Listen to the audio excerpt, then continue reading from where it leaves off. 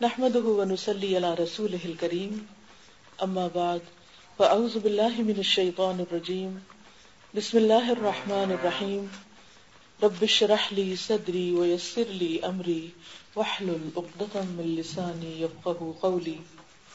اللہ تعالیٰ نے انسان کو بنایا اور وہ انسان کی تمام ضرورتوں سے بہت اچھی طرح واقف ہے۔ انسانوں میں سے کوئی انسان ہمیں اتنا نہیں سمجھتا جتنا ہمیں ہمارا رب سمجھتا ہے، کیونکہ ہم اس کی تخلیق ہیں۔ اسی طرح اس کے علاوہ کوئی اور ایسا نہیں ہو سکتا جو ہمارا ایسا خیر خواہ ہو جیسا خیر خواہ وہ ہے۔ کوئی ہم سے اتنی محبت نہیں کر سکتا جتنی محبت وہ ہم سے کرتا ہے۔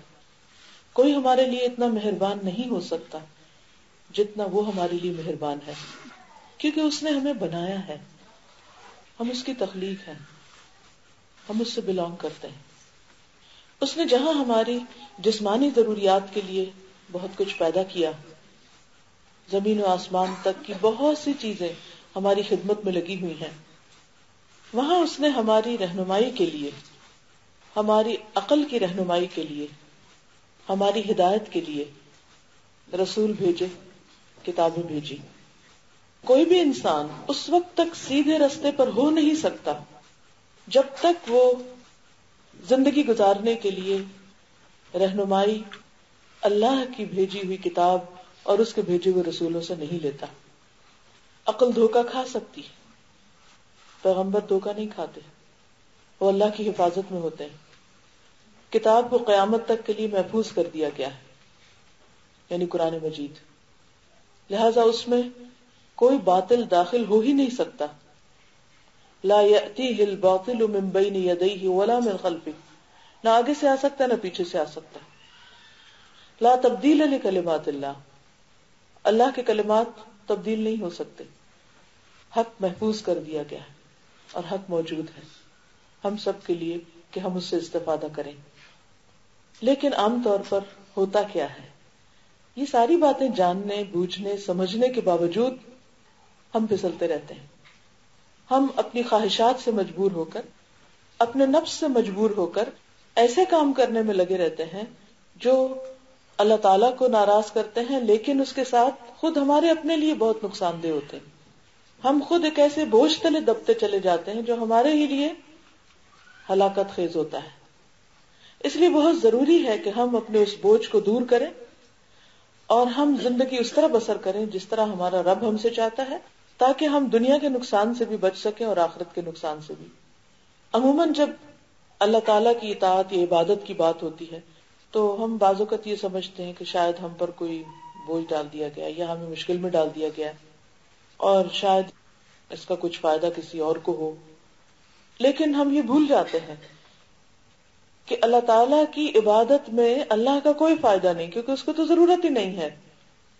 زمین و آسمان کی ہر چیز اس کی عبادت میں لگی ہوئی ہے، ہم نہ بھی جھکے تو اسے کوئی فرق نہیں پڑتا۔ لیکن جب ہم نہیں جھکتے یا جس کام کے لیے ہمیں پیدا کیا گیا ہے ہم وہ نہیں کرتے تو یہ ہمارے ہی لیے نقصان دہ ہو جاتا ہے۔ وہ کیا نقصانات ہیں؟ ان کی ایک لمبی تفصیل ہے کہ انسان جب اللہ کی نافرمانی کرتا ہے، گناہ کا کام کرتا ہے، تو اس کو دنیا میں بھی کن کن مشکلات سے گزرنا پڑتا ہے، وہ کون کون سے دکھ اٹھاتا ہے، کون کون سی تکلیفیں اس پر آتی ہیں اس کے اپنے گناہوں، اس کے اپنے ہاتھوں کی کمائی کی وجہ سے، اور پھر بھی انسان نہیں سمجھتا کہ یہ اس کے ساتھ کیوں ہو رہا ہے۔ جب کوئی مشکل آتی ہے، تکلیف آتی ہے، تو ہمیں سمجھ نہیں آتی کہ تکلیف کیوں آئی ہے۔ اسی طرح یہ ہے کہ انسان جتنے جتنے گناہ کرتا جاتا ہے اس کا دل اتنا ہی سیاہ ہوتا جاتا ہے اور اس کے دل کی روشنی ختم ہونے لگتی۔ اللہ نے ہر انسان کو ہدایت پر پیدا کیا ہے، فطرت پر پیدا کیا ہے، لیکن انسان جب اللہ کی نافرمانی کے کام کرتا ہے تو اس کا دل سیاہ ہونے لگتا ہے۔ دل کی خرابیوں اور ان کی اصلاح پر بہت سی کتابیں لکھی گئی۔ ان کتابوں میں سے ایک کتاب الداء والدواء امام ابن القیم الجوزیہ کی ہے کہ بیماری اور اس کا علاج۔ یہ کتاب دل کی بیماریوں اور ان کے علاج سے متعلق ہے اور بہت زبردست کتاب ہے۔ اس کتاب کا ایک باب میں آپ کے ساتھ شیئر کروں گی اور اس کے بعد میں آپ سب کو ریکمینڈ کروں گی کہ آپ اس کتاب کا مطالعہ ضرور کریں. اگر آپ اردو پڑھ سکتے ہیں تو اردو میں ہے، عربی پڑھ سکتے ہیں تو بہت ہی اچھا ہے، کیونکہ اوریجنل کتاب جو عربی میں ہی ہے، الداء والدواء. اور اگر آپ عربی اور اردو دونوں نہیں پڑھ سکتے تو انگلش میں بھی ایک ابریڈ سا ورژن ہے، اتنا اچھا نہیں ہے وہ، اس کا حق ادا نہیں کیا کتاب کا، لیکن بہرحال کچھ نہ کچھ فائدہ ہو سکتا ہے. اور اگر آپ اردو سمجھ سکتے ہیں تو میں نے اس کو پڑھا کر اس کی آڈیو ریکارڈنگ بھی کی ہے، ساتھ ساتھ ایکسپلین بھی کیا کہ کچھ عبارتیں مشکل ہوتی ہیں تو عام طور پر لوگ پڑھنے میں پھر گھبراتے ہیں. بہرحال اس کا ایک باب میں نے آج سلیکٹ کیا ہے آپ کے ساتھ شیئر کرنے کے لیے، اور وہ ہے دل پر گناہ کے اثرات. یعنی جب ہم اللہ کی نافرمانی کرتے ہیں تو خود ہمارے دل پر کیا اثر ہوتا ہے. اور یہ آپ کو معلوم ہے کہ دل ہمارے جسم کے اندر ایک سردار کی حیثیت رکھتا ہے یا ایک کنٹرولنگ اتھارٹی ہے. جو کچھ دل میں ہوتا ہے وہ سب کچھ ہمارے اعضاء پر آتا ہے. اگر ہمارے دل کے اندر خوشی ہو تو وہ ہمارے سارے جسم میں پھیل جاتی، اور اگر دل میں غم ہو تو وہ سارے جسم میں آتا ہے، اور اگر دل میں کوئی تکلیف ہو، اضطراب ہو، قلق ہو، پریشانی ہو تو اس کا اثر بھی سارے جسم پر آتا ہے. نبی صلی اللہ علیہ وسلم نے بھی فرمایا تھا کہ الا ان فی الجسد مضغہ، خبردار جسم کے اندر ایک گوشت کا لوتھڑا ہے. اذا صلحت صلح الجسد کلہ، اگر وہ ٹھیک ہو گیا مضغہ تو ہر چیز ٹھیک ہو گئی. واذا فسدت فسد الجسد کلہ، اور اگر وہ بگڑ گیا، وہ خراب ہو گیا تو باقی سب کچھ بگڑ گیا. ہم باقی اعضاء کے ساتھ، یعنی باقی جو ہماری لمس ہیں ان کے ساتھ اللہ کی اطاعت اور عبادت کر ہی نہیں سکتے جب تک دل سلیم نہ ہو، دل درست نہ ہو، دل ہدایت پر نہ ہو، دل کے اندر ایمان نہ ہو. یہ ہم سب پر بہت لازم اور ضروری ہے کہ ہم دلوں کی اصلاح کے لیے باقاعدہ کوشش کریں، مجاہدہ کریں اپنے ساتھ. جب ہم دین کی طرف آتے ہیں تو عام طور پر ہماری ساری توجہ کس طرف لگ جاتی ہے؟ ظاہر پہ، ریچولز پہ. مجھے اس سے انکار نہیں ہونا چاہیے، وہ بھی دین کا ایک حصہ ہے. اللہ کی مرضی کے مطابق جتنے بھی کام ہو سب عبادت ہے. لیکن اگر دل خراب ہے، نیت خراب ہے، اخلاص کی بجائے ریاکاری ہے، ایمان کی بجائے نفاق ہے، دل کی سلامتی کی بجائے وہاں پر مرض ہے، جیسے سورۃ البقرہ کے شروع میں آتا ہے فی قلوبہم مرض، منافقین کے بارے میں کہ ان کے دلوں میں بیماری ہے. فزادہم اللہ مرضا، تو اللہ نے ان کی بیماری کو اور زیادہ بڑھا دیا ہے. تو دل کی بیماری منافقت کو جنم دیتی ہے، اور جب انسان گناہ کرتا ہے تو دل بیمار ہوتا ہے، اور دل بیمار ہو تو انسان کے ایمان میں کمزوری آ جاتی ہے، اور جب کمزوری آتی ہے تو انسان کے اعمال کے اندر روح نہیں رہتی، وہ درست نہیں ہوتے. تو اس لیے اگر دل خراب ہے تو اس کا مطلب یہ ہے کہ ہر چیز خراب ہے. تو یہ بہت فکر مند ہونے کی ضرورت ہے. ویسے فزیکلی اگر کسی کے دل میں کوئی تکلیف ہو تو انسان فوراً دوڑتا ہے اور علاج کرتا ہے، پورا لائف سٹائل تبدیل کر لیتا ہے تاکہ دل سلامت ہو، دل صحت مند ہو. تو اگر روحانی طور پر دل بیمار ہے تو ہم کیوں سوئے ہوئے ہیں؟ ہم کو جاگنے کی ضرورت ہے. تو آئیے دیکھتے ہیں کہ دل بیمار کیوں ہوتے ہیں، یعنی گناہوں کی وجہ سے. تو گناہ کیسے کیسے اثرات ڈالتے ہیں.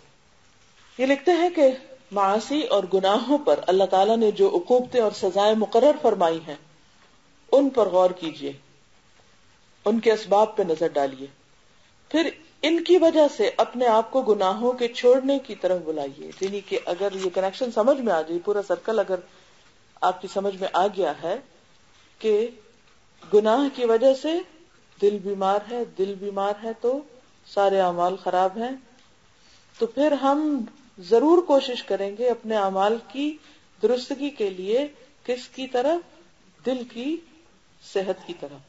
اور پھر دیکھیے کہ روٹ کیا ہے، کیوں بیمار ہے دل.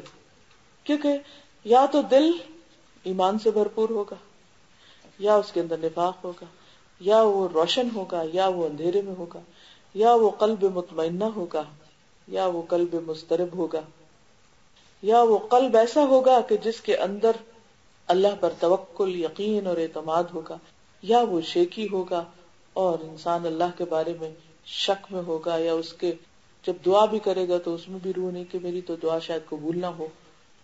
تو ہم سب کو اپنا اپنا جائزہ لینا ہے اور روٹ کاز دیکھنا ہے کہ کیا چیزیں ہیں، کون سی چیزیں ہیں، اسباب کیا ہیں کہ جس کی وجہ سے میرا دل مطمئن نہیں.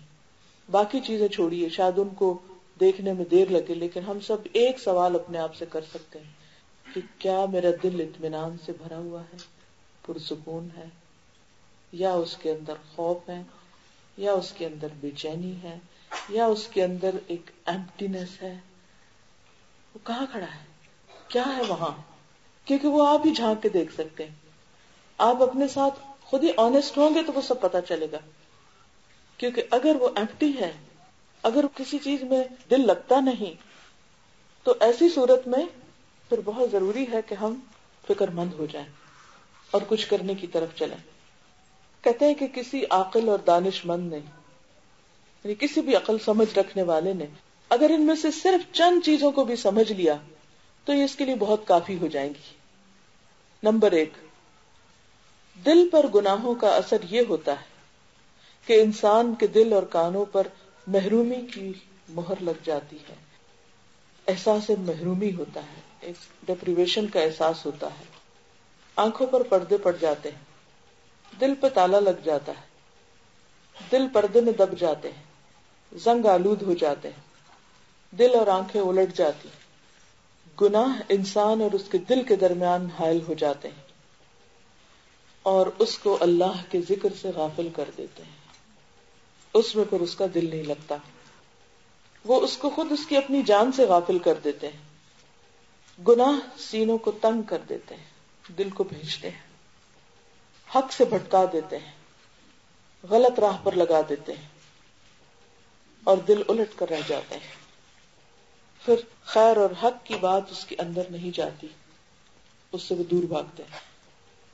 یہ جو میں نے آپ کو کرائیٹیریا دیا نا کہ اپنے اندر خود پوچھ کر دیکھیے کہ دل کی کیفیت کیا ہے، یہ اس لیے دیا کہ قرآن مجید میں اللہ تعالیٰ فرماتے ہیں الا ان اولیاء اللہ لا خوف علیہم ولا هم يحزنون.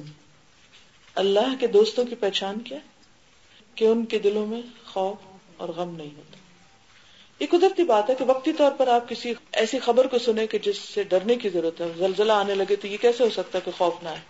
لیکن اس خوف کے اندر بھی ان کے اندر ایک خاص قسم کا اطمینان ہوتا ہے. دیکھیے آج زلزلہ نہیں تو کل تو قیامت کے دن آنا ہے نا. آج کوئی بلند چیخ جو ہے وہ ہمیں دہلا دیتی ہے تو کل قیامت کی چیخ تو اس سے بھی کہیں بڑی ہے. آج اگر کوئی چیز ہمیں پریشان کرتی تو کل کا دن تو اس سے بھی زیادہ پریشانی کا دن ہے. تو ہاؤ ڈو وی ریئیکٹ؟ ہمارے رسپانسز کیا ہوتے ہیں؟ جب ہم کوئی بری خبر سنتے ہیں تو کیا رسپانس ہوتا ہے؟ جب کوئی ہم دھماکہ سنتے کیا رسپانس ہوتا ہے؟ جب کوئی ہم خوف دلانے والی چیز کے بارے میں جانتے ہیں تو ہمارا رسپانس کیا ہوتا ہے؟ اس وقت اپنے دل سے پوچھیں کہ کیفیت کیا ہے. مثلا کسی کی وفات کی خبر سنی، دل کی کیفیت کیا ہے؟ کسی کے نقصان کی خبر سنی، دل کی کیفیت کیا ہے؟ اس کو ہم نے کیسے ایکسپٹ کیا؟ اس کے اوپر ہم نے کیا ریئیکٹ کیا؟ یہاں سے پتا چلتا ہے کہ ہمارے دل کی حالت کیا ہے. اگر واقعی اس کے اندر ایمان ہوگا، تقوی ہوگا، توکل ہوگا، اخلاص ہوگا تو سارے رسپانسز بہت پازیٹیو ہوں گے. اور اگر ان چیزوں سے دل خالی ہوگا تو رسپانسز بہت نیگیٹو ہوں گے، بہت نیگیٹو. ویسے میں کبھی سوچتی ہوں کہ انسان کو حق کیا ہے اللہ کے کسی بھی فیصلے پہ ناراض ہونے کا؟ کون سی چیز ہے ہماری؟ کون سی چیز ہماری ہے؟ کیا یہ جو ہاتھ ہیں ہمارے پاس یہ بھی ہمارے ہیں؟ ہم نے بنائے، ان کو ہم ترقی دے رہے ہیں. تو بات یہ ہے کہ ہمیں اللہ تعالیٰ کے کسی بھی فیصلے پر ناراض ہونے کا حق کیا ہے؟ اگر وہ کوئی بھی چیز ہم سے لیتا ہے تو وہ لے سکتا ہے، وہ چاہے تو ہماری ساری اولاد لے جائے، ہمیں ناراض ہونے کا کوئی حق نہیں. ٹھیک ہے، اولاد کی محبت اس نے ہمارے دل میں ڈالی، اور اگر اس میں سے کوئی چیز جدا ہو جاتی ہے ہم سے تو آنسو بہنا ایک دل کی نرمی کی علامت ہے. لیکن زبان سے کوئی ایسا لفظ نہیں نکلے گا کہ جس سے وہ ناراض ہو. اگر جو مال اس نے دیا وہ واپس لے لے تو ہمیں ناراض ہونے کا کوئی حق نہیں ہے. دل میں پھر بھی رضامندی ہوگی. الا ان اولیاء اللہ لا خوف علیہم ولا هم يحزنون. غم آئے گا لیکن وہ اللہ سے غافل نہیں کرے گا. خوف آئے گا لیکن وہ اللہ کے قریب کرے گا. یہ پہچان ہے قلب سلیم کی کہ ہر چیز انسان کو، ہر حادثہ ہر پریشانی، ہر دکھ، ہر مصیبت انسان کو مزید اللہ کے قریب کرنے والا ہوتا ہے. لیکن اگر ایسا نہ ہو تو پھر کیا ہوتا ہے؟ ہر تکلیف، ہر مشکل انسان کو اللہ سے اور دور دور دور دور کرنے لگتی. یہی علامت ہے دل بیمار ہونے کی اور اللہ کی ناراضگی کی. کیونکہ جب بندہ اللہ سے ناراض ہوتا ہے تو اللہ تعالیٰ اس سے ناراض ہوتے ہیں. لیکن جب بندہ اللہ کے فیصلوں پہ راضی ہوتا ہے تو اللہ تعالیٰ اس سے بڑھ کر اس سے راضی ہوتے ہیں. تو دلوں کی 4 قسمیں ہیں. حذیفہ بن یمان سے روایت ہے، القلوب 4، دل 4 قسم کے ہیں. قلب اجرد، پہلا دل جو بے داغ دل ہے، جس کے اندر چراغ کی روشنی چمکتی ہے، یہ مومن کا قلب ہے. مومن کا دل اللہ کے نور سے منور ہوتا ہے. اللہ نور السماوات والارض مثل نورہ کمشکاۃ فیہا مصباح المصباح فی زجاجہ الزجاجۃ کأنہا کوکب دری یوقد من شجرۃ مبارکۃ زیتونۃ لا شرقیۃ ولا غربیہ یکاد زیتها یضیء ولو لم تمسسہ نار نور علی نور یہدی اللہ لنورہ من یشاء ویضرب اللہ الامثال للناس واللہ بکل شیء علیم.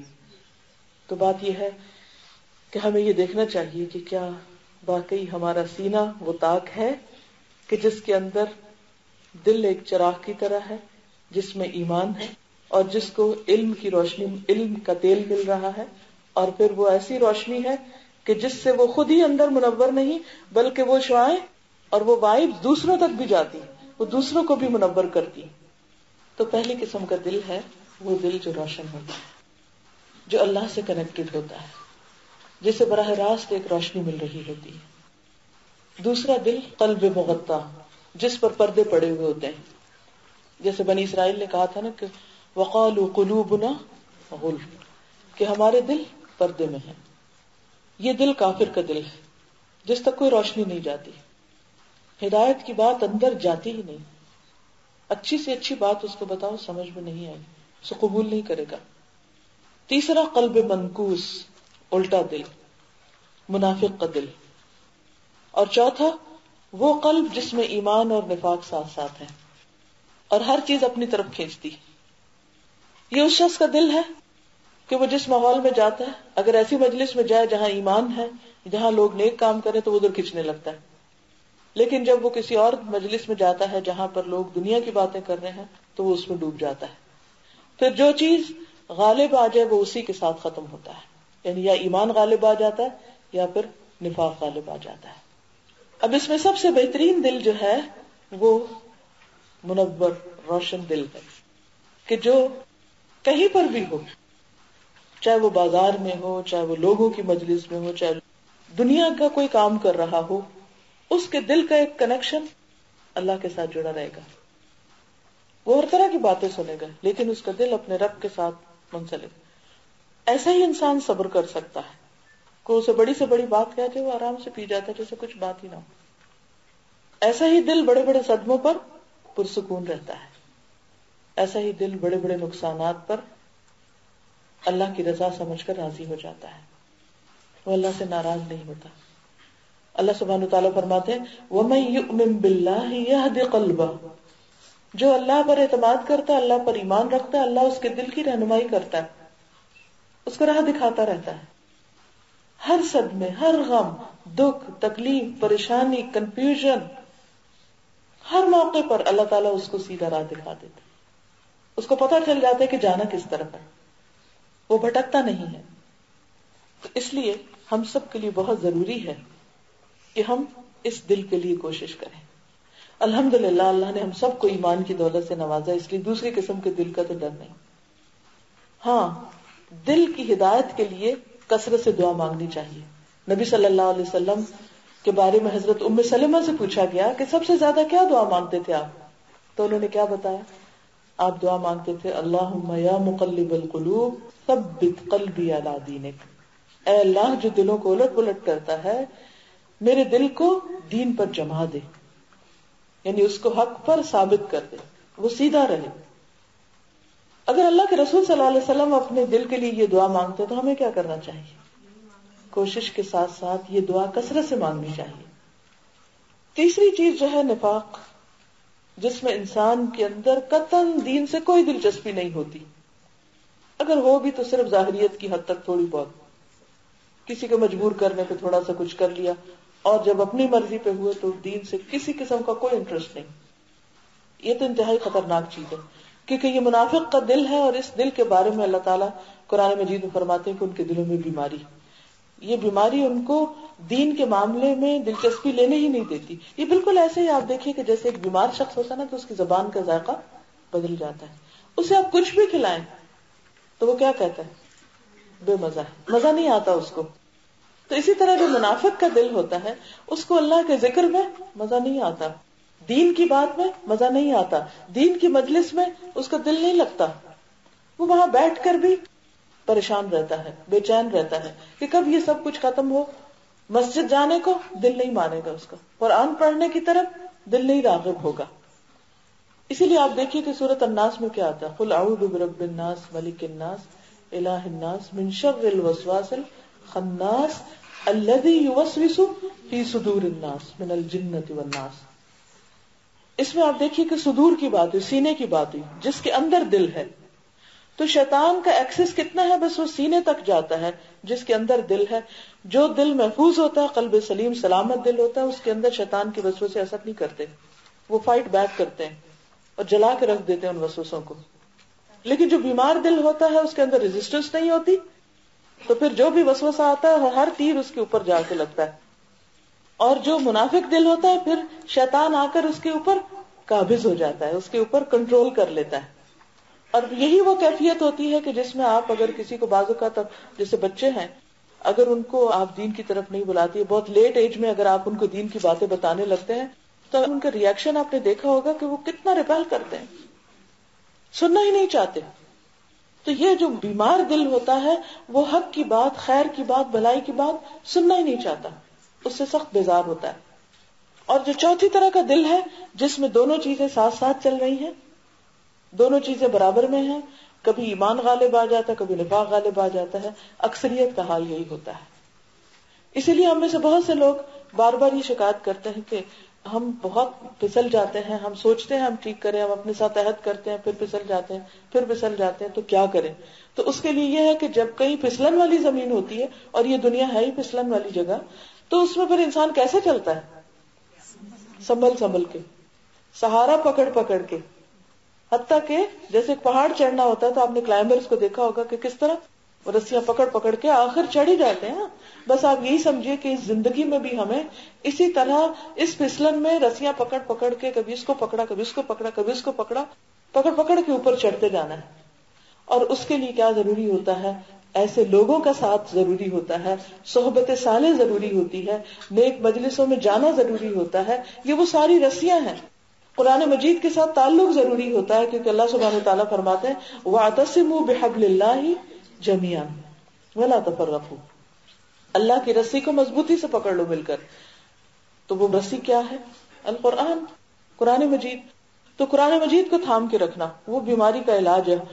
وَنُنَزِّلُ مِنَ الْقُرْآنِ مَا هُوَ شِفَاءٌ وَرَحْمَةٌ وَلَا يَزِيدُ الظَّالِمِينَ إِلَّا خَسَارًا. قرآن میں اللہ نے تو شفا نازل کی، لیکن ظالموں کا خسارے کے سوا کچھ نہیں ملتا، وہ پڑھ کے فائدہ اٹھانے کی بجائے اور بھٹک جاتے ہیں. تو قرآن مجید جو ہے وہ دلوں کے لیے شفا ہے، اور ایک ایسا مضبوط سہارا ہے کہ جس کو اگر انسان پکڑ لے تو اللہ کے فضل سے وہ پھر اس منافقت کی کیفیت سے اور اس کمزوری ایمان کی کیفیت سے نکل کر بلندی پر پہنچ جاتا ہے آخر ایک دن، اور اللہ سبحانہ وتعالیٰ کے ساتھ کنیکٹ ہو جاتا ہے. پھر اسی طرح یہ ہے کہ یہ لکھتے ہیں کہ گناہوں کی وجہ سے انسان کو عبادت خداوندی سے نفرت ہو جاتی ہے، نماز میں دل نہیں لگتا. وَإِنَّهَا لَكَبِيرَةٌ إِلَّا عَلَى الْخَاشِعِينَ، کہ نماز بہت بھاری لگتی ہے، بہت مصیبت لگتی ہے، مگر کس کے لیے مشکل نہیں؟ خاشعین، جن کے اندر خشوع ہے، عاجزی ہے، ہمبلنس ہے. اور وہ کہتے ہیں کہ اس طرح انسان عبادت سے دور بھاگنے لگتا ہے. بیمار دل والا انسان عبادت کا نام سنتے ہی پریشان ہو جاتا ہے. اسی لیے آپ دیکھیے کہ کئی لوگوں کو نماز کے بارے میں بار بار بھی کہا جاتا ہے تو وہ کا دل نہیں لگتا. لیکن جن کے اندر ایمان ہوتا ہے وہ اذان سن کر بے چین ہونے لگتے ہیں کہ دیر ہو رہی ہے, لیٹ ہو رہے ہیں, ابھی تک نہیں پڑی, وہ وقت سے پہلے ہی انتظار میں لگ جاتے ہیں. تو دونوں میں فرق ہے, ایک اذان سن کے بھاگتا ہے اور دوسرا اذان سن کر لپکتا ہے. تیسری چیز کہتے ہیں کہ گناہ دل کو بہرا کر دیتے ہیں. حق بات سننا نہیں چاہتا, زبان کو گنگا کر دیتے ہیں, حق بات نہیں زبان سے نکلتی. اندھا بنا دیتے ہیں, حق دکھتا نہیں ہے, سچائی نظر نہیں آتی. قلب اور حق کے درمیان سماعت, بینائی اور کلام کہ ویسا ہی بودھ ہو جاتا ہے جیسے بہرے کو آواز سے, اندھے کو رنگ سے اور گنگے کو بات چیت کرنے کے بعد ہوتا ہے. قرآن پاک میں اللہ تعالیٰ فرماتے ہیں فَإِنَّهَا لَا تَعْمَى الْأَبْصَارُ وَلَكِنْ تَعْمَى الْقُلُوبُ الَّتِي فِي الصُّدُورِ. بات یہ ہے کہ آنکھیں اندھی نہیں ہوتی بلکہ دل اندھے ہو جاتے ہیں جو سینوں میں ہیں. یعنی آنکھیں تو دیکھ رہی ہیں مگر آپ نے دیکھو گا ہر بندے کا دیکھنا فرق ہوتا ہے. ایک ہی واقعہ ہوتا ہے, ایک ہی خبر ہوتی ہے, آپ پڑھتے ہیں تو کچھ اور منہ سے نکالتے, دوسرا پڑھتا ہے کچھ اور منہ سے نکال رہا ہوتا ہے. فرق کس چیز کا ہے؟ ایک شخص ایک چیز کو دیکھ کر ایک سبق سیکھتا ہے, دوسرے کو کوئی سبق اس میں نظر نہیں آتا, اس کی نگاہ عبرت والی نہیں ہوتی. آنکھیں تو دونوں کی دیکھتی, ہو سکتا ہے اس کی اینک کا نمبر کم ہو آپ سے اور آپ کی اینک کا نمبر زیادہ ہو, لیکن اس کے باوجود وہ دل کے نور اور بصیرت سے آپ وہ کچھ دیکھ رہے ہو کہ جو دوسرا بغیر اینک کے, جس کو ضرورت ہی نہیں اینک کی, وہ نہ دیکھ پائے. تو کمزوری کہاں ہے؟ وہ دل میں ہے, اندھا پن دل کے اندر ہے, وہاں سے نظر نہیں آ رہا. اسی لیے اللہ تعالیٰ فرماتے ہیں افلا یتدبرون القرآن ام علی قلوب اقفالها. کیا وہ قرآن میں غور و فکر نہیں کریں گے؟ کیا ان کے دلوں پہ تالے لگے ہوئے ہیں, دل بند ہے, ان کے اندر کچھ بھی نہیں جاتا. یعنی قرآن سنتے ہیں سنتے ہیں سنتے ہیں لیکن اندر کچھ بھی نہیں اترتا, بس صرف ایک بوجھ ہے جو اکٹھا ہوتا چلا جا رہا ہے. اور اس کی علامت کیا ہوتی ہے کہ اندر نہیں اتر رہا؟ کیونکہ عمل میں کوئی تبدیلی نہیں آتی, اخلاق نہیں بدلتے, طریقے نہیں بدلتے زندگی کے. تو اس لیے ہر قرآن پڑھنے والا مختلف ہوتا ہے. ایک قرآن پڑھتا ہے اور اس کی چند آیتیں بھی اس کے لیے بہت کافی ہو جاتی. صحابہ کرام ایسے ہی لوگوں میں سے تھے نا, ان کے دل روشن تھے, ان کے اندر ایمان تھا, سچائی تھی, لہذا وہ تھوڑا بھی پڑھتے تھے اس پر عمل کرتے تھے. ہم پورا قرآن مجید ختم کر جاتے ہیں اور ہمارے اندر کوئی تبدیلی نہیں آتی. آخر کیوں؟ یہی بنیادی وجہ ہے. پھر اسی طرح کہتے ہیں کہ گناہ دل کو اس طرح دھسا دیتے ہیں جس طرح مکان اور مکان کا سارا سامان زمین میں دھس جائے. وہ دنیا کی محبت میں ڈوبے ہوئے ہوتے ہیں, اندر تک گھسے ہوئے ہوتے ہیں اور انسان کو احساس ہی نہیں ہوتا.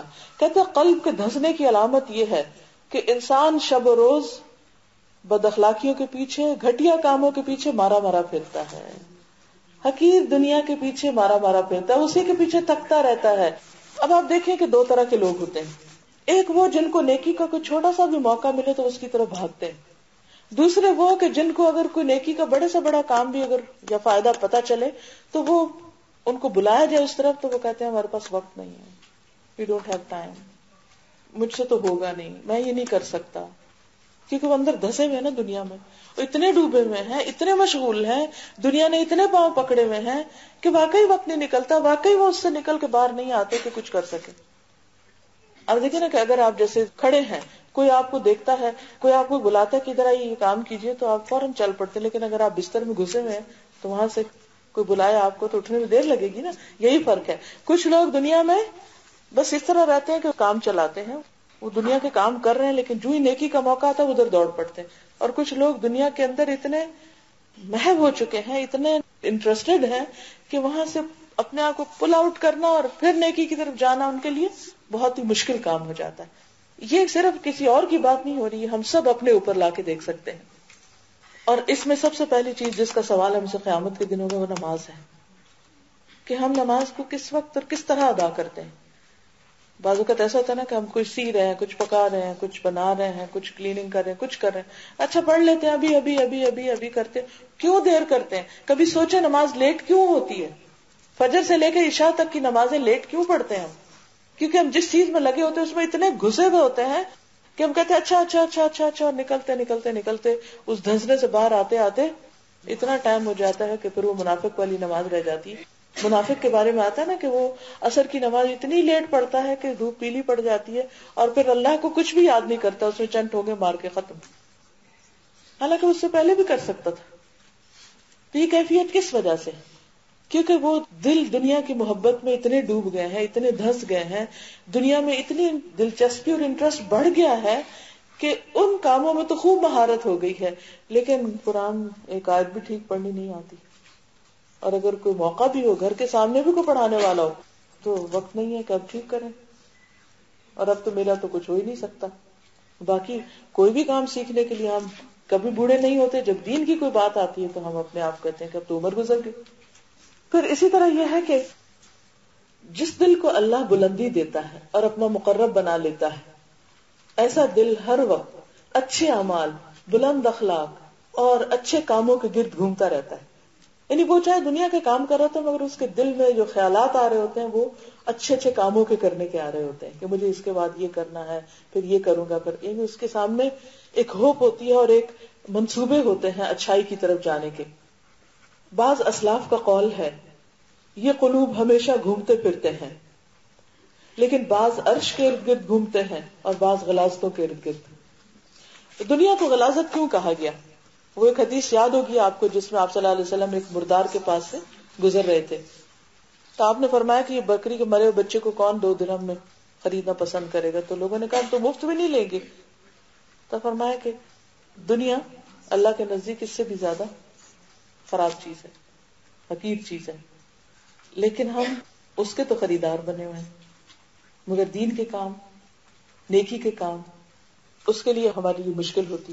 تو کچھ لوگوں کے دل عرش کے گرد گھومتے ہیں، یعنی اللہ کی محبت میں ڈوبے اور اس کی طرف گھومتے رہتے ہیں. ہر چیز میں وہ یہ سوچتے ہیں اچھا اس کام سے ہمارا رب کتنا راضی ہوگا، اس کام سے ہمیں کیا ملے گا، اس سے کیا. اچھا کچھ لوگ الٹا سوچتے ہیں اچھا اس کام سے ہمیں دنیا میں فلاں چیز کا کتنا فائدہ ہوگا، فلاں کو ملوں گا تو مجھے کیا ملے گا، فلاں کے لیے میں کچھ کروں گا تو مجھے اس سے کیا فائدہ ہوگا. وہ سارا وقت صرف حقیر چیزوں کے فائدوں کو سوچتے رہتے ہیں. وہ چھوٹے سے چھوٹے کام بھی یہ سوچ کے کریں گے کہ اس کا مجھے کوئی دنیا کا فائدہ ملے. کسی بیمار کی عادت ہو، کسی تکلیف دہ کی تکلیف دور کرنا ہو، کسی مشکل میں، وہ ہر وقت یہ سوچے گا اچھا مجھے کیا ملے گا.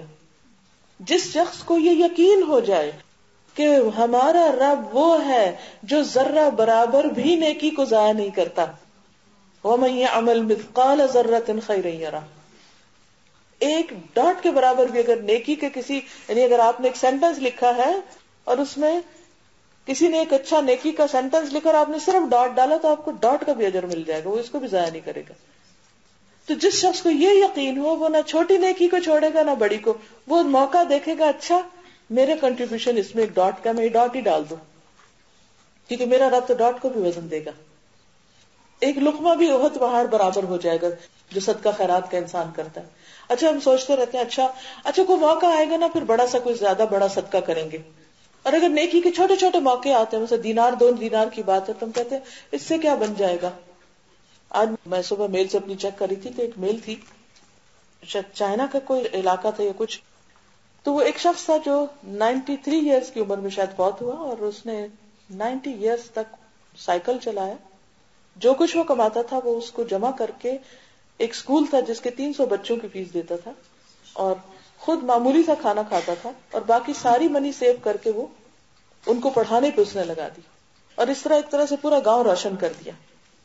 ہم لوگ بھی بہت سے ایسے دنیا میں علاقے ہیں جہاں جہالت ہے، اسکول نہیں، ٹیچر نہیں، بچوں کے پاس کتابیں نہیں، فیس نہیں. ہم بہت کچھ ان کے لیے کر سکتے ہیں، لیکن ہم سوچتے ہیں اچھا ہمارے سے کیا ہوگا. جب میں کینیڈا میں تھی میں ہمیشہ وہاں $10 کا شاید دودھ کا ڈبہ آتا تھا، تو میں کہتی تھی کہ کسی ایک دن دودھ مس کر لو، یا جوس کا، دودھ تو خیر بیسک چلو نیڈ صحیح، جوس تو ہم پانی بھی پی سکتے ہیں نا، لگژری کے لیے پیتے ہیں. ایک دن کا جوس مس کر لو اور اس ایک دن کے پیسے کو آپ کسی چیریٹی میں لگا دو. کوئی بھی کہیں بھی کوئی بھی اچھا کام کر رہا ہے، یہ سمجھو کہ ایک دن جوس نہیں پیا، اور ایک دن جوس نہیں پیئیں گے نہیں مریں گے، کچھ بھی نہیں ہوگا. آپ دیکھیں کہ کتنا زیادہ کوک پیپسی اس کی کیا نیوٹریشنل ویلیو ہے کوئی؟ کچھ بھی نہیں، بس مزے کے لیے پیتے ہیں نا. اگر ہم ایک دن کی کوک مس کر دیں، ایک دن کا جوس مس کر دیں، ایک دن کا پیپسی نہیں لیں، کیا ہو جائے گا؟ کچھ بھی نہیں. کسی دن بھی آپ گروسری کرنے کے لیے جائیں تو جب آپ چیزیں اٹھا رہے ہو تو صرف ایک چیز اس کی قیمت دیکھ لیں شیلف سے، اٹھائے نہیں، اس کی قیمت کا صرف اتنا آپ صدقہ ڈال دیں. کتنی دفعہ ایسا ہوتا ہے جو ہم خرید کے لاتے سارا یوز تھوڑی کرتے ہیں, کتنا کچھ بنز میں جاتا ہے, کتنا کچھ اوور ڈیٹ ہو جاتا ہے, کتنا کچھ ضائع ہو جاتا ہے. اگر ہم صرف اتنا ہی سوچ لیں کہ ہم نے ہر ہفتے یا ہر مہینے بس اتنا صدقہ کرنا ہے. اچھا بعض اوقات کوئی ہمیں بتاتا ہے نا کہ فلاں کام, کوئی پروجیکٹ چلا رہا ہوتا ہے, کوئی ہمیں بتاتا ہے, تو بس لوگوں کو تو مانگنے کی عادت پڑ گئی ہے, آج اس کام کے لیے پیسے دے دو, آج اس کے لیے دے دو. شکر نہیں کرتے کہ کسی نے موقع دیا ہے کہ ہم کچھ کر سکیں. ہم خود کچھ نہیں کر سکتے, مثلا $1-2 سے میں کیا کر سکتی ہوں, لیکن اگر میں $1-2 کسی کو دے دیتی ہوں, وہ 1-2 دے دیتا ہے, 1-2 وہ ایک جگہ اتنا ہو جائے گا کہ کسی کا گھر بن جائے گا, کسی بھوکے کا پیٹ بھر جائے گا. تو جس شخص کو یہ یقین ہوتا ہے کہ اس کا رب ایک ذرے برابر بھی اس کی نیکی ضائع نہیں کرے گا, اس کے اندر اپنے رب پر توکل اور ایمان اور یقین ہوتا ہے, تو وہ کبھی بھی نیکی کے چھوٹے سے موقع کو بھی ضائع نہیں کرتا. پانچویں چیز یہ بتاتے ہیں کہ گناہوں کا نقصان یہ ہوتا ہے کہ دل مسخ ہو جاتے ہیں, جیسے شکلیں مسخ ہوتی ہیں, دل حیوانی شکل اختیار کر لیتے ہیں. کہتے ہیں کہ بعض لوگوں کے دل مسخ ہو کر کتے کی طرح ہو جاتے ہیں, اتنی لالچ ہوتی ہے ان کے اندر. بعض گدھے کی طرح ہو جاتے ہیں, بعض کے دل سانپ کی طرح ہوتے ہیں, ہر ایک کو ڈستے ہیں, بچھو کی صورت. اور یہ انسان کی اخلاق اور طبیعتوں کی وجہ سے ہوتا ہے. اور آپ نے یہ انسانوں کے اندر ایسی خصلتوں والے لوگ بعضوں کا دیکھے بھی ہوں گے. سفیان بن عیینہ نے اس آیت کی یہی تعویل کی ہے, وَمَا مِن دَابَّةٍ فِي الْأَرْضِ وَلَا طَائِرٍ يَطِيرُ بِجَنَاحَيْهِ إِلَّا أُمَمٌ أَمْثَالُكُمْ. جتنے حیوانات زمین میں ہیں, جتنے پرندے اپنے دو پروں پہ اڑتے ہیں, یہ سب بھی تم لوگوں کی طرح امتیں ہیں. یعنی کبھی آپ نے سوچا اچھا اللہ نے کبوتر کیوں بنایا, اچھا اللہ نے یہ کیوں بنایا؟ اکثر غور کرتے ہیں نا ہم سب کہ اس کا کیا رول ہے زمین پر, یہ کیا کرے گا زمین میں, یعنی اس کے بغیر بھی ہم جی رہے ہیں. پچھلے دنوں میں دبئی میں تھی, تو وہاں جب پرندے مائگریٹ کر کے واپس جاتے ہیں نا, تو پھر جو لوگ دانا وانا ڈالتے ہیں تو وہ اترتے بھی ہیں کچھ. تو ایسے نئے نئے رنگ کے میں نے شکل کے پرندے دیکھے جو اس سے پہلے نہیں دیکھے تھے. تو میں سوچی تھی کہ ہمارے تو نظروں سے بھی غائب, ہم نے تو کبھی دیکھے بھی نہیں. کبھی کبھی بائی چانس انسان کسی ایسے علاقے میں ہوتا ہے, جگہ میں ہوتا ہے جہاں کچھ نئی چیز دیکھتا ہے, تو کہتی کہ ہمیں تو پتہ ہی نہیں اللہ نے یہ سب بنایا کیوں, کوئی وجہ ہوگی نا بنانے کی, کیونکہ اللہ تعالیٰ کا کوئی بھی کام بیکار نہیں. سبحان ربی الاعلی کا مطلب ہی یہی ہے, پاک ہے میرا رب جو بہت ہی بلند ہے, ہر خامی سے اور عیب سے پاک ہے. اس سے پاک ہے کہ وہ کوئی بیکار کام کرے اور بیکار چیز پیدا کرے. تو پھر اس کا کیا مقصد ہے, یہ کس لیے ہے, یہ کس لیے, یہ کس لیے, گدھا کیوں بنایا, زرافہ کیوں بنایا, فلاں چیز کیوں بنایا, یہ سب ہمارے لیے بنایا نا. قرآن پاک میں آتا خلق لکم ما فی الارض جميعا. ہم سوچیں, ہم غور کریں, ہم سبق سیکھیں, ہم عبرت پکڑیں. ان سے صرف ضروری نہیں ہوتا کہ کسی چیز کو کھا کے فائدہ اٹھائیں یا کسی چیز کی کھال پہن کے فائدہ اٹھائیں. فائدے کی چیزیں یہ بھی ہے کہ انسان مختلف جانوروں سے مختلف چیزیں سیکھے اور ان کی بری ہیبٹس یا ان کے اندر جو حیوانیت ہے اس حیوانیت کو پہچان کر اپنے اندر وہ حیوانیت نہیں آنے دے. تو یہ ساری چیزیں فائدے کی ہیں, سب چیزیں سیکھنے کی ہیں. تو کہتے ہیں کہ بعض لوگ اسی طرح کے بد اخلاق ہوتے ہیں اور ان کے اندر ایسے ہی جانوروں کی طرح, بعض لوگ گدھوں کی طرح احمق ہوتے ہیں, بعض کبوتروں کی طرح الفت اور انسیت کے خوگر ہوتے ہیں, یعنی لونگ برڈز کی طرح ہوتے ہیں. بعض لوگ اونٹ کا سا کینہ رکھتے ہیں, ان کے دل کے اندر سے کبھی بھی کینہ یا جو بغض یا حسد ہوتا ہے وہ نکلتا نہیں ہے. بعض ایسے ہوتے ہیں جن میں سراسر خیر و فلاح ہوتی ہے. بعض لومڑی کا اخلاق رکھتے ہیں, ہر وقت لومڑی کی طرح مکاریاں اور چالاکیاں کرتے رہتے ہیں, بڑے اسمارٹ بنتے ہیں. تو یہ کہتے ہیں کہ انسان غور و فکر کرے تو یہ چیزیں انسان کو دوسروں کے اندر نظر آ جائیں گی. یہ سب کچھ کیوں ہوتا ہے کہ ایسے لوگوں کے دل ان جانوروں کی طرح ہو جاتے ہیں, کیونکہ اپنی خواہشات اور عادات کی وجہ سے جانوروں کی سطح پر جیتے ہیں. چھٹا نقصان یہ بتاتے ہیں گناہ کا کہ دل الٹ دیے جاتے ہیں. انسان کا دل, جیسے آپ دیکھیں نا, گلاس اگر سیدھا ہے تو خیر آئے گی نا, اس میں پانی آئے گا, اور اگر یہ الٹا ہے تو اس میں کچھ نہیں آئے گا. تو ایسے ہی کچھ لوگ گناہ کرتے ہیں تو ان کے دل پلٹ دیے جاتے ہیں. پھر اسی طرح یہ ہے کہ بعض دل جو ہے ان کے اندر اللہ اور بندے کے درمیان حجاب آ جاتا ہے. بندہ کہتا ہے میرے دعا کرنے کو دل نہیں کرتا, بس یعنی ایک جھجک آ جاتی ہے اللہ سے. اور یہ اگر دنیا میں آ گئی تو فرمایا کلا انہم عن ربہم یومئذ لمحجوبون. قیامت کے دن ایسے لوگ اللہ کے سامنے نہیں آ سکیں گے, پردہ حائل ہو جائے گا, اور اس طرح اللہ کے دیدار سے ان کی آنکھیں ٹھنڈی نہیں ہوں گی. آٹھویں چیز بتاتے ہیں کہ گناہ زندگی کو تلخ کر دیتے ہیں. گناہ زندگی کو تلخ کر دیتے ہیں، مزریبل کر دیتے ہیں، پریشان کن کر دیتے ہیں. اللہ تعالیٰ کا ارشاد ہے وَمَنْ أَعْرَضَ عَنْ ذِكْرِي فَإِنَّ لَهُ مَعِيشَةً ضَنْكًا وَنَحْشُرُهُ يَوْمَ الْقِيَامَةِ أَعْمَى، اور جس نے ہماری یاد سے منہ موڑا ہم اس کی زندگی تنگ کر دیتے ہیں اور قیامت کے دن بھی ہم اسے اندھا اٹھائیں گے. دنیا میں زندگی تنگ ہونے کا مطلب کیا ہے؟ اس کا مطلب یہ ہے کہ انسان کو ہدایت کی ٹھنڈک، نفس کو اطمینان اور دل اور روح کو خوشی نہیں حاصل ہوتی. اور کچھ بھی ہو انسان کے پاس، مال و دولت کے ڈھیر ہو، لیکن اندر خوشی نہیں ہوتی، ایک ایمپٹینس ہمیشہ رہتا ہے. پھر وہ کہتے ہیں کہ یہ صرف دنیا میں نہیں، قبر میں بھی ہوگی تنگی اور آخرت میں بھی. اس کے برعکس جو نیک کام کرے، فرمایا من عمل صالحا من ذکر او انثى وهو مؤمن فلنحيينه حياة طیبہ ولنجزینهم اجرهم باحسن ما كانوا يعملون. جس نے نیک عمل کیا، مرد ہو یا عورت، وہ ایمان رکھتا ہو، تو ہم دنیا میں بھی اس کو اچھی زندگی بسر کرائیں گے اور آخرت میں بھی ان کے نیک اعمال کا بدلہ ضرور دیں گے. دنیا میں اچھی زندگی کا مطلب بہت بڑا گھر ہونا نہیں ہے، مطلب یہ ہے کہ گھر چھوٹا سا بھی ہو مگر اس کے دل کے اندر کی جو خوشی ہے اور اطمینان ہے اور سکون ہے اور سرور ہے وہ اس کو نصیب ہوگا. ایک اور آیت میں آتا ہے للذین احسنوا فی ہذہ الدنیا حسنہ، جو اچھے کام کرتے ہیں ان کو اس دنیا میں بھی بھلائی ملتی ہے.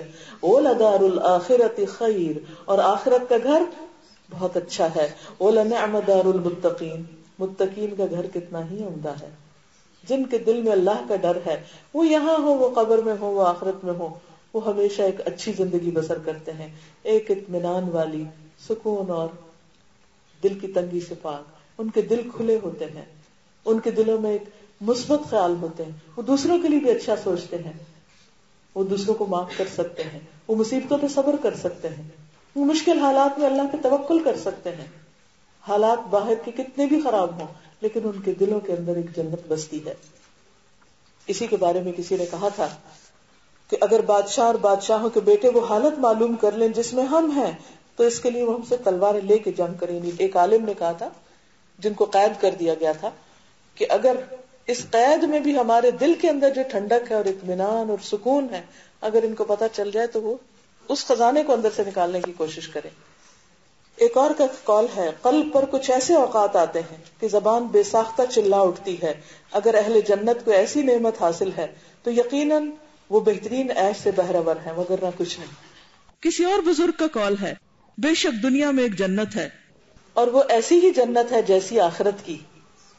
جو آدمی دنیا کی اس جنت میں داخل نہیں ہوا وہ آخرت کی جنت میں بھی داخل نہ ہوگا. اس لیے یہ دل کی ٹھنڈک والی جنت دنیا میں حاصل کرنے کی ضرورت ہے. نیکوکار لوگ مزے کی بہشت میں ہوں گے اور بدکار لوگ دوزخ میں. تو یہ امام ابن القیم لکھتے ہیں کہ یہ جنت اور یہ دوزخ دنیا میں بھی ہے اور وہ دل کے اندر ہے. کیونکہ جب دل سلامت ہوگا تو دل کے اندر نعیم ہوگا، اور اگر دل گناہوں کے بوجھ سے لدا ہوا ہے تو دل کے اندر ایک جہیم ہوگا، جلن، کڑن، گھٹن، پریشانی، دکھ، مصیبت، ہر ایک کے بارے میں بدگمانی اور کہیں کسی پل چین نہیں. لہذا بے حد ضروری ہے کہ ہم سب دلوں کی اصلاح کا پروگرام بنائیں اور اس کے لیے قرآن مجید سے مضبوط تعلق، ذکر الہی اور ذکر الہی کے حلقے، ایسی مجلسوں میں کثرت سے شرکت جہاں انسان کچھ سیکھ سکے. اللہ تعالی ہمیں عمل کی توفیق عطا فرمائے. وآخر دعوانا ان الحمد للہ رب العالمین. دعا کر لیتے ہیں. سبحان اللہ والحمد للہ ولا الہ الا اللہ واللہ اکبر ولا حول ولا قوة الا باللہ العلی العظیم. اللہم صل علی محمد وعلی آل محمد كما صليت على إبراهيم وعلى آل إبراهيم إنك حميد مجيد. اللهم بارك على محمد وعلى آل محمد كما باركت على إبراهيم وعلى آل إبراهيم إنك حميد مجيد. ربنا آتنا في الدنيا حسنة وفي الآخرة حسنة وقنا عذاب النار. ربنا لا تزغ قلوبنا بعد إذ هديتنا وهب لنا من لدنك رحمة إنك أنت الوهاب. ربنا هب لنا من أزواجنا وذرياتنا قرة أعين واجعلنا للمتقين إماما ربنا لا تؤاخذنا إن نسينا أو أخطأنا ربنا ولا تحمل علينا إصرا كما حملته على الذين من قبلنا ربنا ولا تحملنا ما لا طاقة لنا به واعف عنا واغفر لنا وارحمنا أنت مولانا فانصرنا على القوم الكافرين ربنا هب لنا من أزواجنا وذرياتنا قرة أعين واجعلنا للمتقين إماما يا حي يا قيوم برحمتك نستغيث اللهم إنا نسألك من الخير كله عاجله وآجله ما علمنا منه وما لم نعلم ونعوذ بك من الشر كله عاجله وآجله ما علمنا منه وما لم نعلم اللهم إنا نعوذ بك من جهد البلاء ودرك الشقاء وسوء القضاء وشماتة الأعداء اللهم لا مانع لما أعطيت ولا معطي لما منعت ولا ينفع ذا الجد منك الجد لا حول ولا قوة إلا بالله لا إله إلا الله لا إله إلا الله لا إله إلا الله یا رب العالمین یا ارحم الراحمین جو کچھ ہم نے پڑھا سیکھا ہے ہمیں اس پر عمل کی توفیق عطا فرما اللہ ہمارے دلوں کو صحت عطا کر اللہ ہمارے دلوں کی ساری بیماریاں اور نفاق دور کر دے ہمیں ایمان نصیب فرما اخلاص نصیب فرما اپنے پر توکل اور یقین نصیب فرما اللہ قرآن مجید کی سچی محبت عطا فرما اور اس کو ہمارے دلوں کے اندر اتار دے ہمارے عمل میں تبدیلی آ جائے اور ہماری آخرت سمجھ جائے ربنا آتنا فی الدنیا حسنۃ وفی الآخرۃ حسنۃ وقنا عذاب النار یا اللہ ہمارے بچوں کو ہدایت عطا فرما اللہ انہیں نیک بنا انہیں سیدھے رستے پر لگا انہیں زندگی کا مقصد اور شعور عطا فرما ان کی نادانیوں کو درست کر دے یا رب العالمین ہم سب بیماروں کو صحت عطا فرما یا رب العالمین جو بھی مشکلات ہماری اٹکی ہوئی ہیں ان کو آسان کر دے جو رزق کی طرف سے پریشان ہیں ان کی پریشانیاں دور فرما ہم سب کو حرام سے بچا رزق حلال نصیب فرما یا رب العالمین ہمارے گھروں میں اطمینان اور سکون پیدا کر دے یا اللہ ہمارے شوہروں کو بھی اس راستے میں ہمارا مددگار بنا دے یا اللہ ہمیں دکھی انسانیت کے لیے کچھ کرنے کی توفیق عطا فرما یا اللہ تو ہم سب کی حفاظت فرما اللہ زندگی بھی ایمان والی ہو موت بھی ایمان والی ہو اور اپنے ملاقات کا شرف نصیب فرمانا اور اپنے دیدار سے محروم نہ کرنا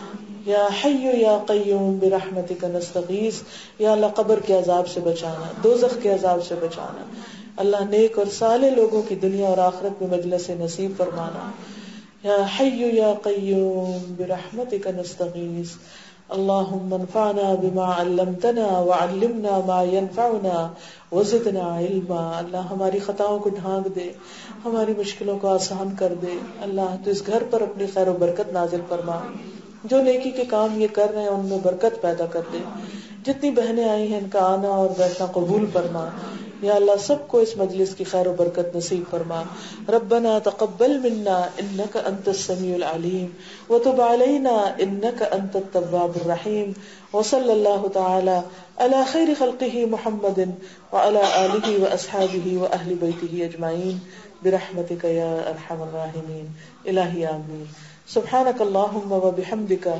نشهد ان لا اله الا انت نستغفرك ونتوب اليك السلام علیکم ورحمۃ اللہ وبرکاتہ.